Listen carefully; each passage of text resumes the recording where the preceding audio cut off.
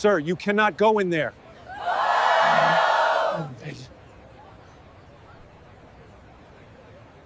The blue and red lights washed over the crowded sidewalk, turning faces into masks of fear and fascination. Malik Carter froze where he stood, his leather shoes clicking to silence on the pavement. He had been heading home from a late-night council meeting, suit jacket slung over his arm, when the officer's voice sliced through the hum of the street. "You there, hands where I can see them." Heads turned. A mother pulled her child closer. A phone camera blinked red. Malik's heart hammered, not from guilt, but from the sudden, humiliating spotlight. The officer approached, jaw tight, hand already on the cuffs. "What are you doing in this neighborhood?" "I live here," Malik answered, calm but clipped, forcing each syllable past the heat rising in his chest. The officer smirked. "Funny, you don't look like someone who belongs." The word belongs landed like a slap. Malik's fingers curled, nails biting his palm. He caught the metallic temps of adrenaline at the back of his throat. He could feel the crowd holding its breath, waiting for him to flinch, to protest, to give them the spectacle they'd seen 100 times before on the evening news. "Sir, I suggest you check," Malik began. The officer shoved him against the hood of the squad car, cold steel pressing into his cheek, cuffs biting his wrists. And then recognition flickered in the eyes of a bystander. Whisper, cutting the night air like a blade. "Wait, that's the mayor." The street went silent. The night air was sharp, carrying the faint tang of rain on concrete. Malik Carter adjusted the cuff of his shirt, the tailored cotton damp against his wrist. He walked with purpose, briefcase swinging lightly in his hand, his mind still echoing with voices from the city council meeting that had stretched far too late. "We need to finalize the budget proposal before the deadline. Mayor, the housing project is under fire again." The words clung to him even now, buzzing like gnats in the silence of midnight streets. But then, a flash of blue light, the warble of a siren. "You there?" Malik turned slowly. A patrol car idled at the curb, headlights cutting into his eyes. An officer stepped out, broad-shouldered, boots heavy on the asphalt. His hand hovered too close to the holster. "Hands where I can see them." Malik's brows knit. "Excuse me, you heard me." The officer's voice was flat, practiced. His gaze slid over Malik's dark skin, his suit, his late-night presence, as though each detail was a red flag. "What are you doing in this neighborhood?" "I live 3 blocks down," Malik said carefully, lowering his briefcase to the sidewalk. "I'm heading home." The officer smirked. "Sure you are." A couple walking by slowed, whispering. Someone raised a phone, screen glowing red as it began to record. Malik's chest tightened. He had seen this scene play out before, but always from a distance, never with his own wrists in the spotlight. "Look," Malik said, trying to keep his tone calm. "If you'll just check my ID, don't get smart." The officer closed the distance, hand snapping to Malik's arm. "You don't belong here." The word belong hit like glass shattering inside Malik's chest. His teeth clenched, breath sharp. "You're making a mistake," he forced out. "We'll see about that." The officer spun him, shoving him against the hood of the squad car. The metal was icy against Malik's cheek. A gasp rippled through the onlookers. "Wait, what are you doing?" Malik's voice cracked, more from disbelief than fear. "Arresting a trespasser."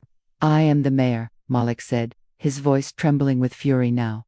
The officer chuckled. "Right, and I'm the president." The cuffs clicked shut, steel bit into his wrist. The world around him blurred into shame and outrage. And then from the crowd, a voice rang out, high and sharp. "Wait, that's him, that's Mayor Carter." Silence fell heavy. The officer froze for a beat, then sneered. "Doesn't matter who he says he is. He's coming with me." And just like that, Malik was shoved into the squad car, lights blazing, the city watching in stunned silence. The precinct smelled of burnt coffee and bleach. Fluorescent lights hummed overhead, washing the room in sterile white. Malik sat on a hard plastic chair, wrists aching from the cuffs that had been slapped on too tight. His suit jacket had slipped from his shoulders during the ride, now wrinkled and dust-stained, as if mocking the dignity he had tried to hold. Officer Daniels leaned against the counter, filling out forms with lazy strokes. His smirk hadn't faded. "Name," Daniels said without looking up. "You already know my name," Malik replied. His voice was low, measured. "Mayor Malik Carter." A chuckle from another officer behind the desk. "Mayor, huh, that's creative. You guys usually say doctor, lawyer, or veteran, but mayor," he whistled softly, "that's a new one." "I'm not joking," Malik snapped, heat breaking through his composure. "Call the chief. Call City Hall." Someone here knows me.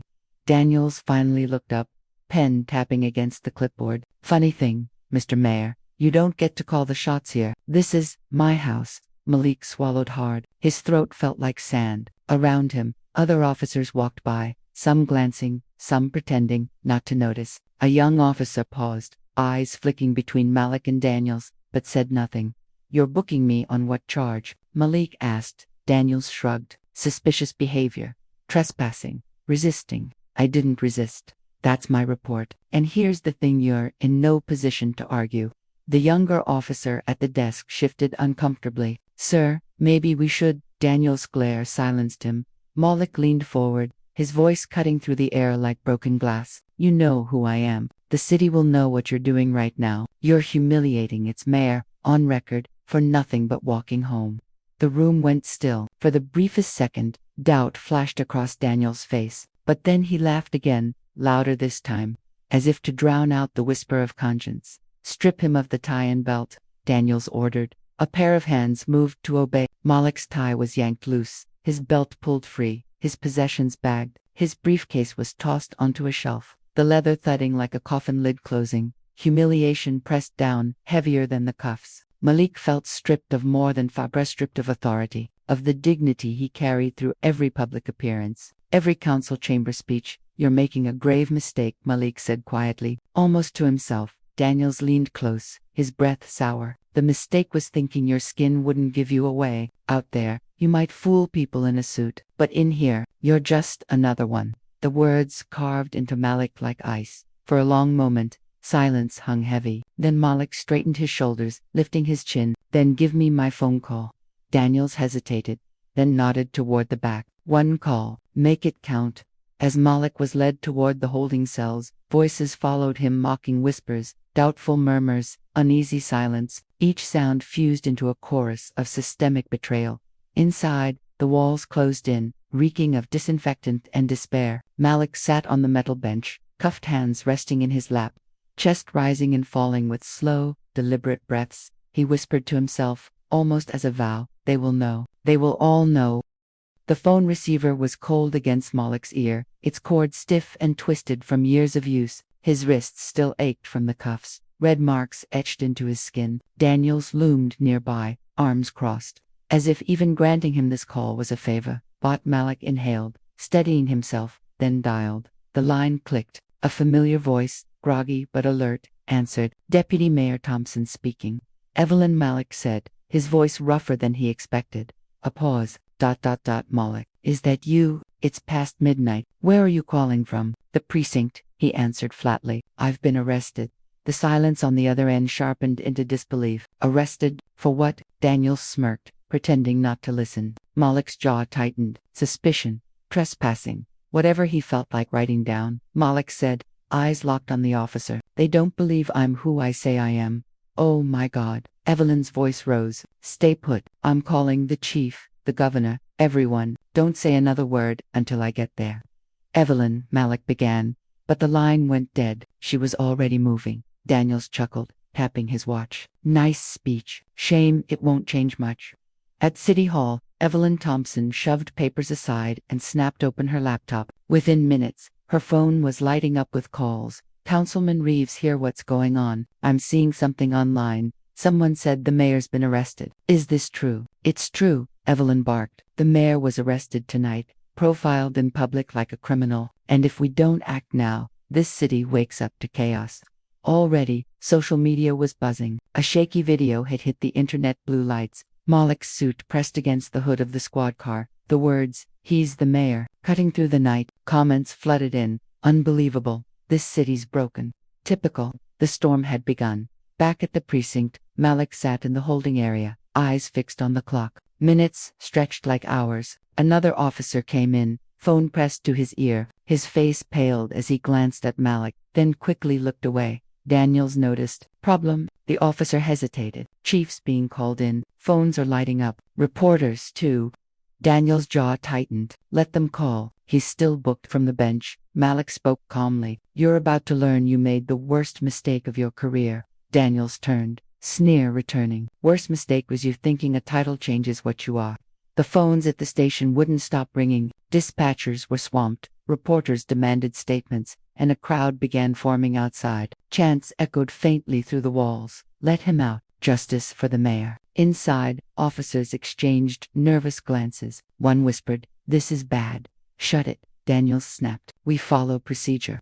A lieutenant entered, his tie-loose irritation on his face. "What's all this noise?" Daniels straightened. "Just another suspect. Guy claimed he's the mayor." The lieutenant glanced at Malik, then back at Daniels. "Mayor, huh? Yeah, I've seen that scam before." "It's not a scam," Malik said evenly. "Call City Hall, you'll find out fast enough." The lieutenant waved dismissively. "We'll verify in the morning. Until then, keep him in holding." Daniels smirked. "Told you." Malik's hands curled into fists, but he stayed silent. Every word would only be twisted against him. Meanwhile, Evelyn was already at the governor's residence, phone pressed to her ear. Reporters were outside, cameras flashing. "Governor, we have a crisis. The mayor of your capital city was arrested because of racial profiling. This hits the press in the morning. It'll scorch every headline." The governor cursed under his breath. "I'll call the chief myself." Back at the precinct, the chief finally arrived. His presence shifted the air instantly. Older Spud, carrying authority like a blade. Daniel's lieutenant office now. They scrambled to follow. Malik remained seated, listening through the thin walls. Voices rose, muffled but sharp. "Do you have any idea who you brought in?" The chief thundered. "Sir, he was suspicious. He's the mayor." Silence. Then Daniel's voice, defiant. "Doesn't matter who he is. He resisted." "He didn't resist," the chief snapped. "And now the whole damn city knows. Reporters are outside this building. The governor's on my line." The door slammed. Moments later, the chief emerged, eyes locking with Malik. For a beat, shame flickered across his face, but it was quickly buried under bureaucracy. "Mr. Mayor," he said stiffly, "we're sorting this out." Malik rose to his feet, every inch of him taut with rage. "Sorting this out? You threw me in a cage, like a criminal. Your men stripped me of dignity on the street, and you think this can be smoothed over?" The chief's jaw clenched. "I'm asking for discretion. Until this is handled properly." Malik's voice cut like steel. "Discretion is what let this happen in the first place." By dawn, the news had exploded. Every local channel ran the headline, "Mayor wrongfully arrested in racial profiling incident." Clips of the arrest replayed on loop. Malik's face pressed against the squad car. The words, "That's the mayor," echoing again and again. Inside the precinct, the tension was unbearable. Some officers avoided Malik's gaze, shame creeping in. Others whispered excuses. Daniels, however, sat stiff-backed, jaw set, refusing to admit error. Malik knew then, this wasn't just about one man's hatred. It was about the entire system that allowed it, covered it, excused it, and the storm was only beginning. The precinct was no longer quiet. By nightfall, the sidewalks outside had filled with people holding handmade signs, "Justice for the mayor," "End racist policing," "No one is above the law." Camera crews jostled for position, their bright lights stabbing through the glass doors. Chants shook the walls. The officers inside pretended to carry on with routine, but every ringing phone, every shouted slogan outside, drilled into their nerves. Malik sat in the holding area, posture straight despite the ache in his back. He refused to slump, refused to let them see him beaten down. Daniels leaned against the wall, arms crossed. "Looks like you've got fans," he muttered, a crooked smile on his lips. Malik met his eyes. "What you call fans, I call citizens demanding justice." Daniels snorted. "Or sheep. People love a good spectacle." The young officer from earlier shifted uneasily. "Sir, the crowd's doubling every hour. News crews say the governor's on his way." Daniels shot him a glare. "You scared of a few cameras?" The young man hesitated, then lowered his gaze. "No, sir." Malik studied him. The flicker of doubt was there at the beginning of a conscience wrestling against silence. Inside the bullpen, officers clustered in corners, whispering, "This is a nightmare. If he really is the mayor, Daniels is finished." "Don't say that too loud. You know how this works." The silence of complicity hung heavier than the chants outside. Some wanted to speak up, but fear of retaliation tightened their lips. Through the bars, Malik called out to a passing officer, "You know I shouldn't be here. Tell me why. Are you letting this continue?" The officer froze, eyes darting around. "I can't, sir. I have kids, a mortgage, and what kind of city do you want them to grow up in?" Malik pressed. His voice was quiet but sharp. One where silence protects injustice, or one where truth matters. The officer swallowed, torn. Then he hurried away, leaving Malik with the echo of his own question. The chants outside grew louder, rolling like thunder. Reporters shoved microphones toward the glass doors. Mayor Carter, are you inside? Why was he arrested? Will the department issue an apology? Daniels stormed through the lobby, barking orders. No statements. No one talks to the press. But the cracks were widening. Officers whispered into phones. A few even slipped outside, their faces caught by cameras, unsure where loyalty should lie. By midnight, Evelyn Thompson arrived. She pushed through the reporter's eyes, blazing, and slammed her fist on the front desk.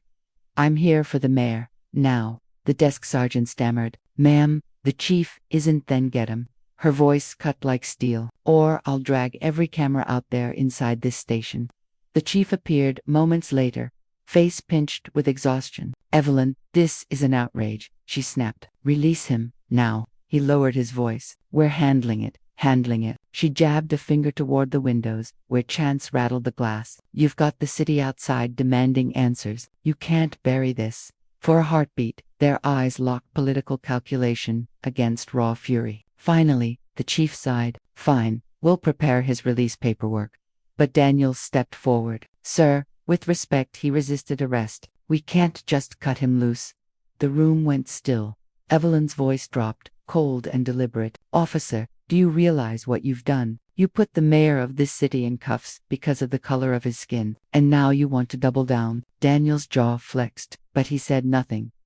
In the holding cell, Malik waited. When the door opened, Evelyn rushed in, her expression softening only when she saw him. Malik, she breathed. Are you all right? He forced a thin smile. I've been better. They're releasing you, she said, gripping the bars. But this isn't over. Malik stood slowly, his shoulders heavy with exhaustion but his eyes fierce. No, it's only beginning. As they walked out together, cameras exploded with flashes. Reporters surged forward, microphones thrust like weapons. Mayor Carter, can you tell us what happened? Were you profiled because of your race? Will you press charges? Malik raised a hand, shielding his eyes from the glare. For now, silence was his shield. He knew every word had to count and the time, for words would come soon. Behind him, through the glass doors, Daniels watched. His smirk was gone, replaced with something colder, harder. He muttered under his breath, unheard by anyone but himself. This isn't over.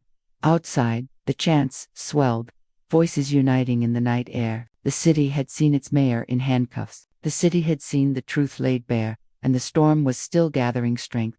The chief's office was dim, the blinds half drawn to block the chaos outside. Reporters still crowded the sidewalks. Chants filtered through the glass like a heartbeat. Bothnick stood near the window, arms folded. His tie was gone, shirt wrinkled, but his posture was unbroken. Across the desk, Chief Harold Winters adjusted his glasses, face pale with fatigue. Daniels hovered near the door, stiff-backed, his jaw set in silent defiance. Evelyn sat beside Malik, pen in hand, scribbling notes, as if each word spoken here would matter later. The chief cleared his throat. Mr. Mayor Malik, first, let me say this entire incident is regrettable. We never intended for it to escalate this way. Regrettable. Malik's voice was sharp, controlled. I was slammed onto a car hood and paraded through a precinct in cuffs like a criminal. That's not regrettable, Chief. That's systemic failure. Winters shifted uncomfortably. Mistakes were made. Don't dress it up. Malik cut him off, stepping closer to the desk. This wasn't a mistake. It was profiling. It was an officer who saw a black man in a suit and assumed threat instead of citizen. And your department backed him every step of the way. Daniels finally spoke, his tone dripping with disdain. With respect, you were out late, dressed sharp, walking in a neighborhood where what? Malik turned on him, voice low and dangerous. Where I don't belong. The words hung like a blade between them. Daniels didn't answer, but his silence was admission enough.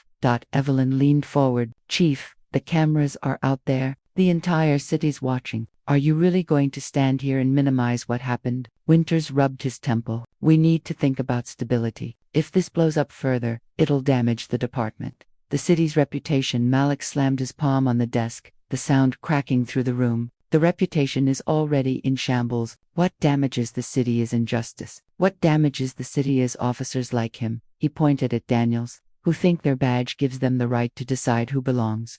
For a long moment, silence reigned. Evelyn's pen scratched furiously across her notepad. The chief finally exhaled. The officer will be placed on temporary suspension while we conduct an internal review.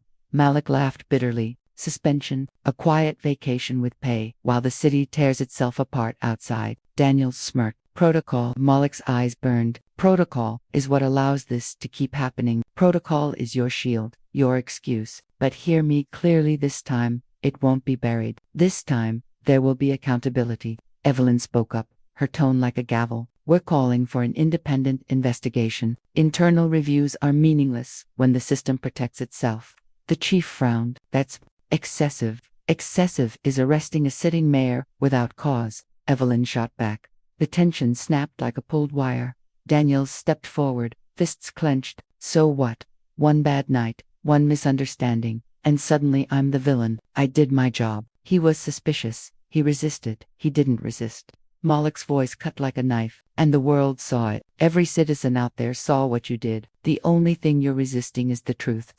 Daniel's face flushed crimson. You think your title makes you untouchable? No. Malik's gaze locked with his, unwavering. I think it makes my humiliation undeniable.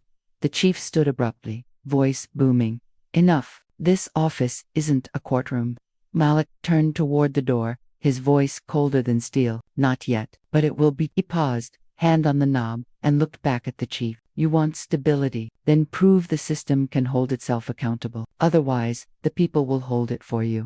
With that, Malik left, Evelyn at his side. Daniels remained by the door, chest heaving, eyes full of simmering hatred. The chief sank into his chair, staring at the desk as chants from outside rose louder, clearer. Justice for the mayor. Justice for the mayor. The walls of the precinct shook with the sound, and for the first time, Chief Winters wondered if the building itself could withstand the storm. The marble steps of City Hall gleamed under the harsh glare of floodlights. Reporters crowded shoulder to shoulder, microphones raised like bayonets. Beyond them, a sea of citizens stretched down the block, some holding signs, others recording on their phones, all buzzing with expectation. Inside the foyer, Malik adjusted his cufflinks, though his hands trembled slightly. Evelyn stood beside him, her legal pad pressed tight against her chest, her voice calm but urgent. Remember, she whispered, don't let them bait you. State the truth, claim your ground, but stay composed. Every word will be dissected.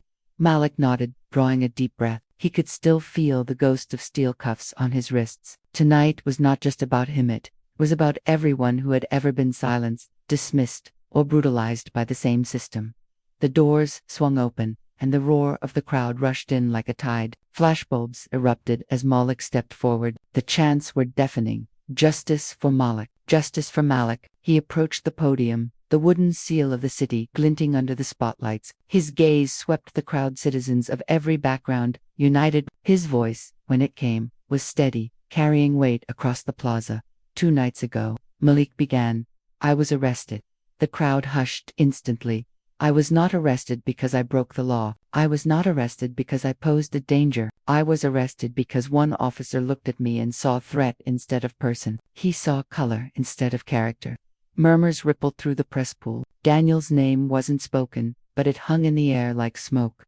Malik leaned closer to the microphone. I felt the cold steel of handcuffs. I felt the humiliation of being paraded through a precinct like a criminal. And I felt the weight of knowing this is not new. This is not rare. This is a wound that bleeds through generations. Evelyn scribbled furiously in the margins of her notes. The crowd was silent, listening. But tonight, Malik continued, his voice rising, I refuse to stand here as just a victim. I stand here as your mayor, your servant, and your brother. And I tell you this, the days of silence are over. The cheers that followed shook the plaza. Cameras zoomed in, capturing every flicker of defiance in his eyes. Malik raised his hand to quiet them. There will be accountability. We are demanding an independent investigation. No more secret internal reviews. No more protection behind closed doors. Justice must be transparent. The press erupted with shouted questions, but Malik pressed on, refusing interruption. And let me be clear, this is not about one officer. This is about a culture that allows suspicion to outweigh humanity. It is about a system that too often shields itself from scrutiny. We will reform the people will.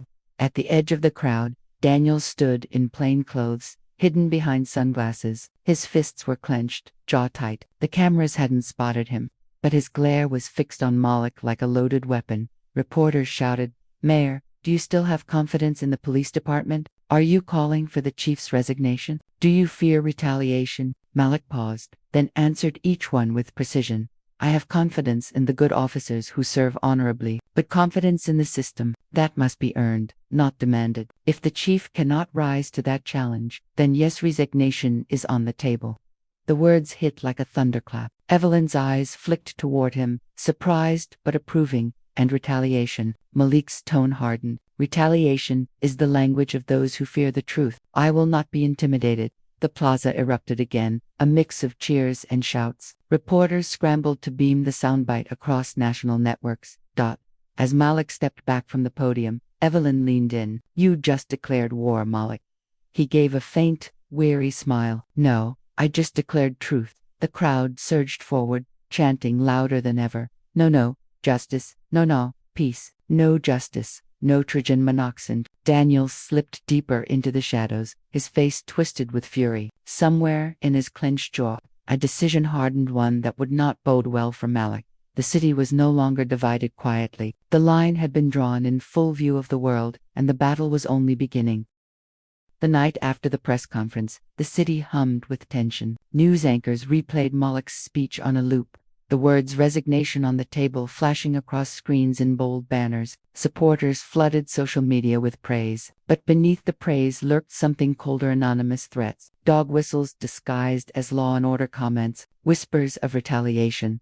In a dimly lit bar on the city's edge, Daniels nursed a whiskey, his badge glinting faintly under neon light. He wasn't in uniform, just a man in a leather jacket, bitterness pooling in his eyes. Across the table sat Officer Bradley, one of his closest allies on the force. "You saw it," Daniels muttered, swirling his glass. "He stood there, in front of the whole damn city, and spit on us. On me."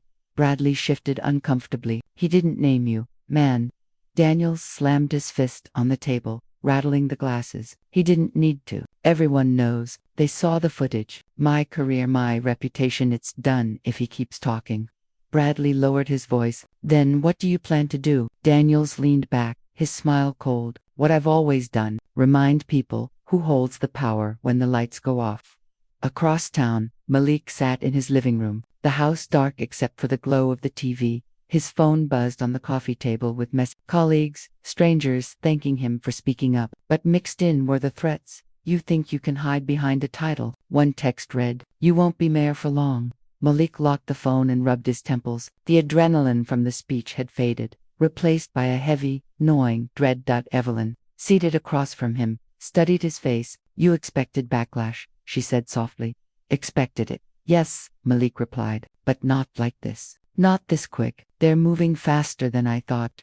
She leaned forward. "That's why we can't hesitate either. The investigation has to start now, before they bury the evidence or twist the narrative." Malik's jaw tightened. "You think Daniels will go quietly?" Evelyn shook her head. "No, he'll fight dirty, which means we have to stay cleaner, sharper, louder." The retaliation began with whispers. A leaked anonymous source told the press Malik had a history of disorderly conduct in his youth. The story hit the morning papers, framed as unconfirmed reports, but the damage was deliberate. In the mayor's office, Malik scanned the headlines. His staff looked nervous, shifting in their chairs. Evelyn slammed the newspaper down. "This is coordinated," she snapped. "They're trying to smear you before the investigation even begins." Malik looked up, his eyes burning. "Then we answer with facts. Find out who's leaking. Trace every word back to the source."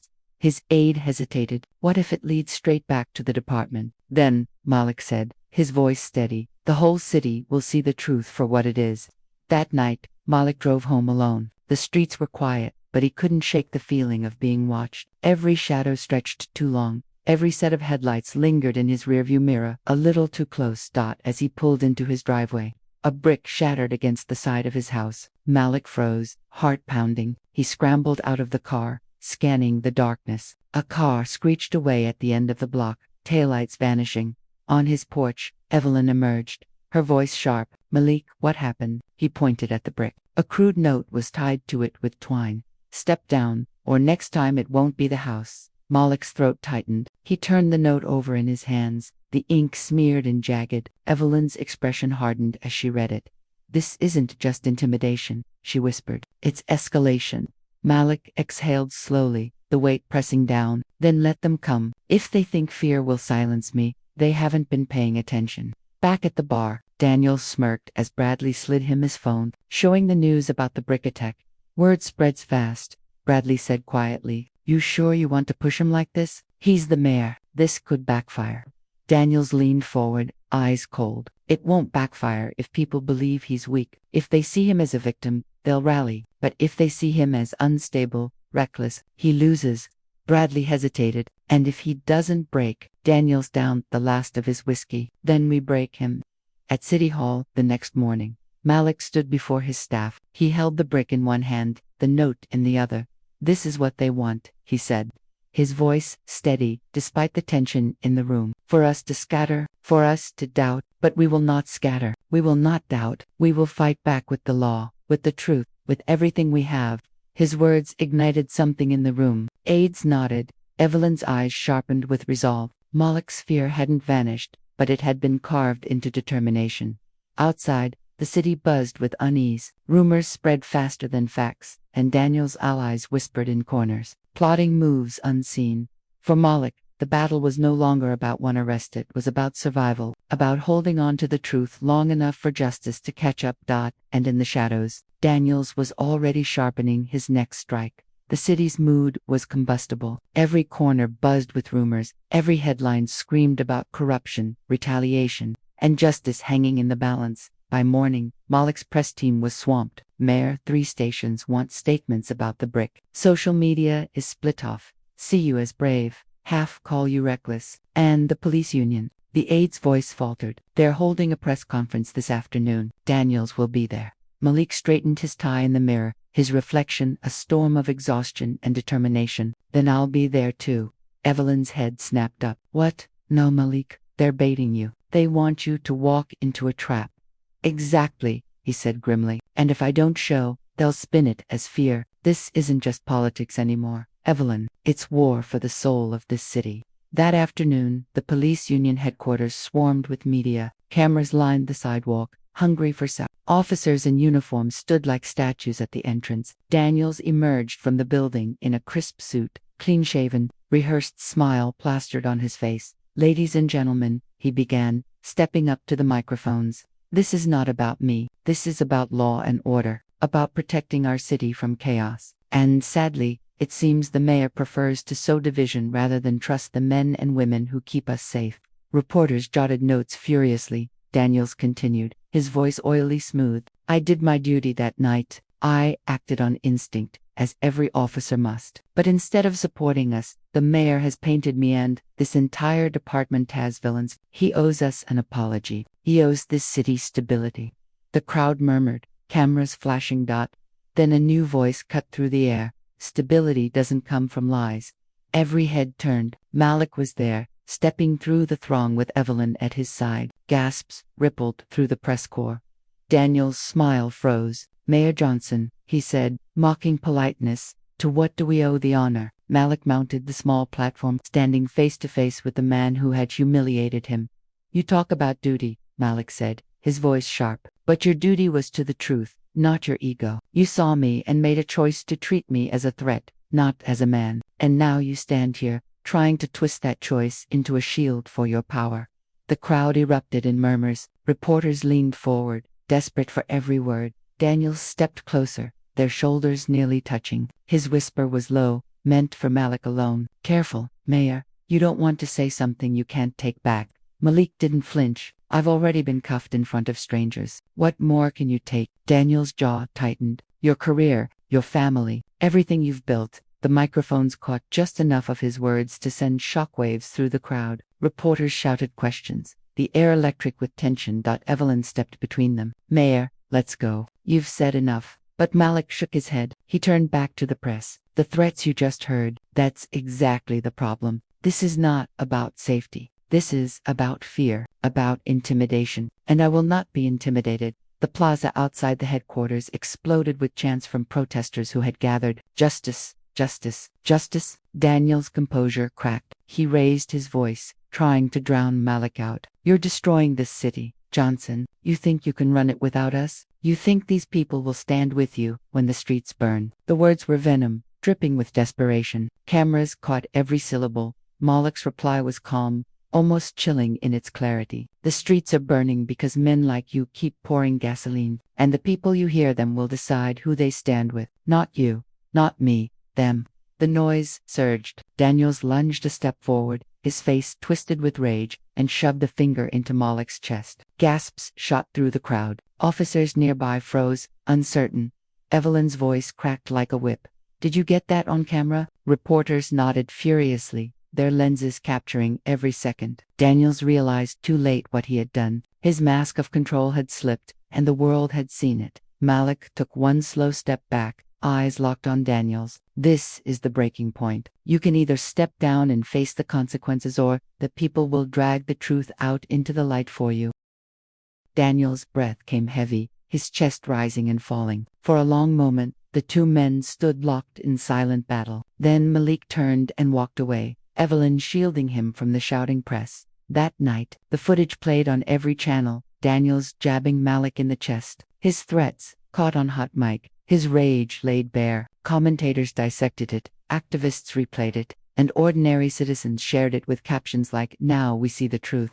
In his dark apartment, Daniels hurled his remote across the room. He thinks he's won, he muttered, pacing like a caged animal. He thinks this city belongs to him. But the cracks in his armor were visible now. The world had seen his mask slip, and Malik knew justice was finally within reach. The courtroom was packed. Journalists filled the gallery. Cameras hovered outside the tall wooden doors, and the tension was so thick Malik could feel it pressing into his skin. The trial of Officer Daniels had become more than a legal proceeding. It was a referendum on the city itself. Malik sat quietly in the front row beside Evelyn, his hands folded, his heart a steady drum. He wasn't there as the mayor today. He was there as a man who had been handcuffed, humiliated, and threatened. A man who carried every whispered warning, every brick, every headline. The judge entered, and the room rose. Daniels was led in moments later, no longer in his polished suit but in a plain gray jacket. His eyes darted to Malik briefly, burning with the same fury as before. But now there was something else to fear. The prosecution wasted no time. They played the footage from the press conference on a large screen, Daniels jabbing Malik in the chest. His words caught clearly. Your career, your family, everything you've built.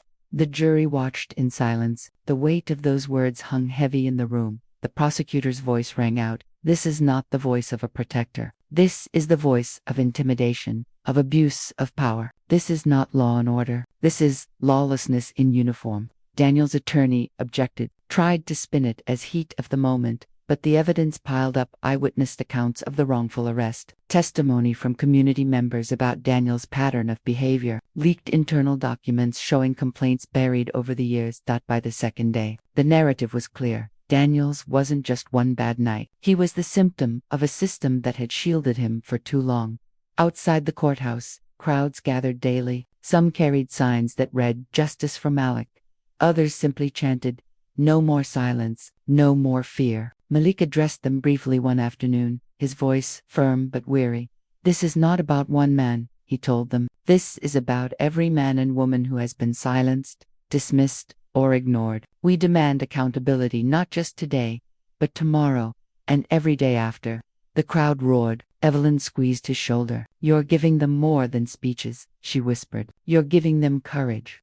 On the final day of trial, the jury returned. The courtroom was deathly silent. Malik's chest tightened as the foreman stood, on the charge of wrongful arrest. Guilty, on the charge of intimidation and misconduct. Guilty, the words rang like a bell. For a second, the room was frozen. Then a wave of murmurs, gasps, and cries rolled through the gallery. Daniel's face drained of color. His attorney slumped. The judge's gavel struck for order. Malik closed his eyes, a single breath of relief, leaving him. It wasn't just about personal vindication. It was about proof that truth could win, that the system could bend, even if only after relentless pressure. The judge's sentence followed swiftly: suspension without pay, dismissal from the force, and a recommendation for federal review. Daniel's career was shattered as he was escorted out, Daniels glanced once more at Malik. No words were spoken, but his eyes said what his mouth could not. This isn't over. Malik didn't flinch. He held the gaze until Daniels was gone. That evening, City Hall was lit with candles. Citizens gathered for a vigil not of mourning, but of resolve. Families who had lost sons, daughters, fathers, and mothers to police brutality spoke softly, their words carrying into the night. Malik stepped to the microphone, his voice heavy with both triumph and sorrow. We won a battle today, but the war for justice doesn't end with one verdict. This city, this nation, we are haunted by too many names, too many stories like mine. If we forget them, then we fail them. We cannot fail. The crowd responded with a chant, slow and steady, like a heartbeat. We will not fail. We will not fail. Malik's eyes blurred with tears. For the first time in weeks, he allowed himself to feel it, all the fear, the humiliation, the rage, but also the resilience, the solidarity, the love. Evelyn leaned close, her voice low. You did it, Malik. You pulled the truth into the light. He whispered back, at what cost? Though, my family's been threatened, my name dragged, and tomorrow, there will be another Daniels somewhere. She looked at him, eyes steady. Yes, but tomorrow, there will also be another Malik. Later that night, alone in his office, Malik stared out the window at the city skyline. The lights shimmered, distant and fragile. He thought about the weight he carried now, not just as mayor, but as symbol, as target, as survivor. The phone buzzed with messages of congratulations, interviews requested, networks wanting sound. He ignored them all. Instead, he whispered to the empty room, "This isn't about me. This is about us." The city answered back, not in words, but in the hum of car engines, the faint chants still echoing from the plaza, the heartbeat of a people who had chosen not to be silent anymore. For the first time since that humiliating night in the street, Malik let himself breathe fully. The cuffs were gone, the gavel had struck, and justice, imperfect, fragile, hard-won, had landed. The scars would remain, the fight would continue. But tonight, in this small, fragile victory, Malik allowed himself to believe change was possible.